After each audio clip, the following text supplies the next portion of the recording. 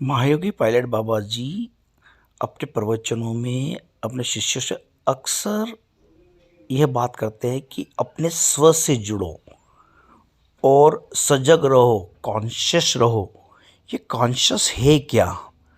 हमारे मन में उठता है। आप जब भी ध्यान में बैठते हो तब हम सोचते हैं कि मैं हूँ, लेकिन आप एक तो पोस्ट है, जैसे कि आप एक डॉक्टर हैं या आपका कोई नेम है, तो वो नाम जो दिया है आपको संसार ने दिया है। आपकी पोस्ट है वो भी संसार ने दी है। इन पोस्ट के अलावा यानी कि अमीर गरीब जाति समाज से हट कर के आप और भी कुछ हो। बाबा जी उस हो तक तुम्हें ले जाना चाहते हैं। उस हो को बाबा जी स्व कहते हैं। तुम स्व से जुड़ो।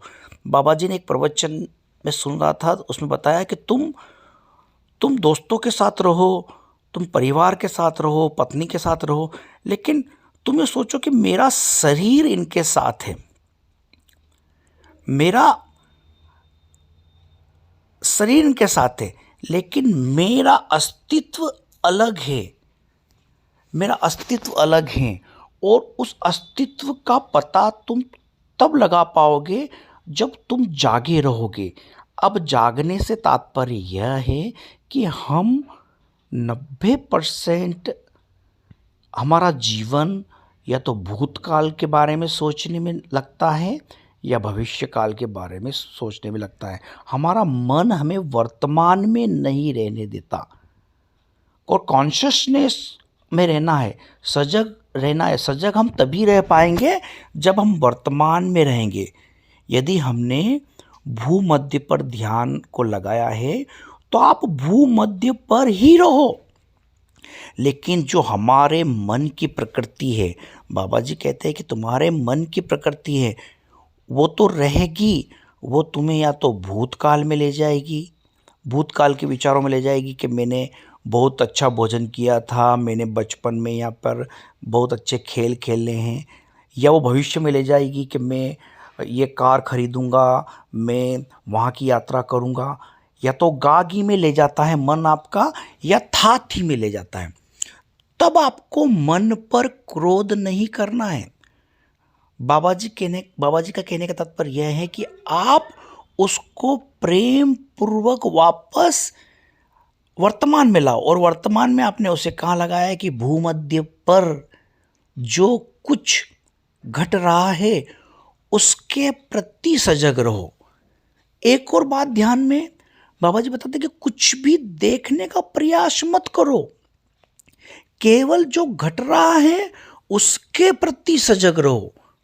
यही तुम्हारी कॉन्शसनेस है। बाबा जी अपने प्रवचनों में एक शब्द का बहुत ज़्यादा उपयोग करते हैं, वो है संकल्प।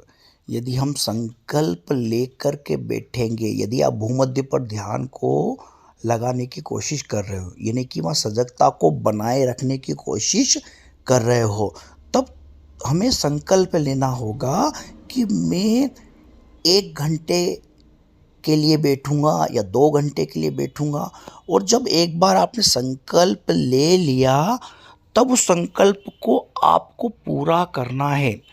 तब मन आपको काल्पनिक मच्छर कटवाएगा, आपको काल्पनिक रूप से खुजली होगी। तब आपको उन न खुजली पे ध्यान देना है, न काल्पनिक रूप से मच्छर काटने पर ध्यान देना है। आपको कुछ ज़रूरी काम याद दिलवा देगा मन। लेकिन आपने संकल्प लिया है कि मुझे 1 घंटा या 1.5 घंटा, जो भी संकल्प लिया है, मुझे उस भूमध्य पर रहना है और जागे हुए रहना है। फिर मन भूतकाल में चला जाए, फिर मुस्कुराओ और फिर उसको भूमध्य में लाओ। यदि भविष्य में चला जाए तो फिर उसको भूमध्य में लाओ। जिस प्रकार एक जहाज का पंछी बीच समुद्र में एक जहाज चल रहा है, तो मन उस जहाज के पंछी की तरह ही है। अब दूर दूर तक कोई आइलैंड नहीं है तो पक्षी उड़ के जाएगा, लेकिन वो थक करके वापस कहाँ आएगा? आपने जो कार्य दिया उसमें ही वो लगेगा। यदि आपने भूमध्य पे उसको लगाया है तो वहाँ लगने की कोशिश करेगा। और 10 से 15 मिनट किसी का भी ध्यान एकाग्र होता ही नहीं, किसी का 10-15 मिनट, क्योंकि मन की प्रकृति है कि वो पहले भटकेगा, पहले अब वो भविष्य में ले जाएगा, भूतकाल में ले जाएगा, और अंत में जब आप उसकी बात नहीं मानोगे तब वो, आपने अगर उसे भूमध्य में लगाया है तो वह भूमध्य में रहने का आनंद लेने लग जाएगा, उसे भूमध्य में अच्छा लगने लगेगा। ध्यान की हल्की फुल्की जो झलक ही हमको मस्त कर देती है, हमारी आँख में छोटी छोटी बूंदें आ जाएगी आंसू की। वो आंसू क्या है मैं नहीं जानता, लेकिन ऐसा लगने लगेगा कि मैं ध्यान से उठा तो मुझे आनंदित था। मैं मैं एक ऐसे आनंद को अनुभव किया जो मैंने संसार में प्राप्त नहीं किया है।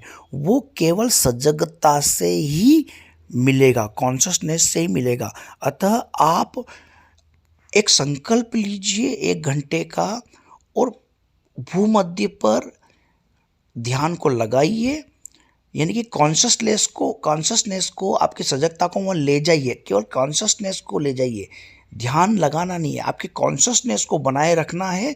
तो ध्यान घट जाएगा, बाबा जी बोलते हैं कि ध्यान घट जाएगा। आपके हाथ में केवल और केवल धारणा, आपके हाथ में, आप धारणा करते रहो कि मैं यहाँ पर जागा हुआ हूँ दोनों भवों के बीच में। बस ये धारणा को कंटिन्यू बनाए रखो संकल्प के कोड़े मारकर। तब बाबा जी बोलते कि आपका ध्यान अनायास ही घट जाएगा। ठीक इसी प्रकार ध्यान करते रहें, बाबा जी का साहित्य पढ़ें, और हो सके तो बाबा जी के संपर्क में या उनका दर्शन करने की कोशिश करें।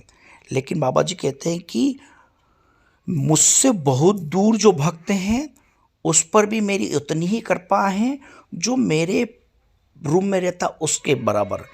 मतलब दूरी कोई मायना रखती नहीं है। हमारे, अगर हम 1000 किलोमीटर दूर है बाबा जी से, या 5000 किलोमीटर दूर हैं, या कोई उनके करीब हैं, तब आपको वो तभी मिलेगा, आपके साथ ध्यान और समाधि तभी घटेगी जब आपको घंटों ही सजगता को बनाए रखना पड़ेगा संकल्प के साथ। अतः खूब ध्यान करें, खूब ध्यान करें। ओम नमः शिवाय। जय महायोगी पायलट बाबा जी की।